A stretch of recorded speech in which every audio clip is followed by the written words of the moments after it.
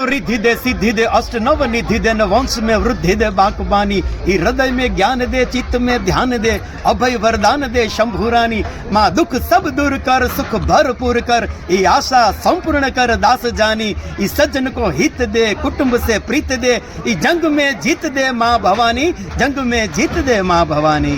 નમસ્કાર મિત્રો, હું છું ચેતન વ્યાસ અને હું છું કલ્પેશ વ્યાસ। અમે વ્યાસ બ્રધર્સના આપ સૌને જય માતાજી।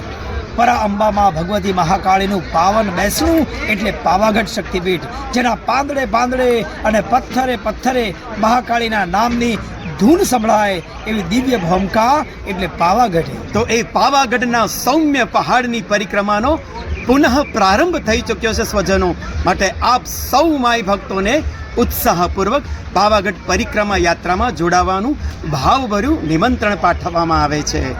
સૌને જય મહાકાળી, જય માતાજી।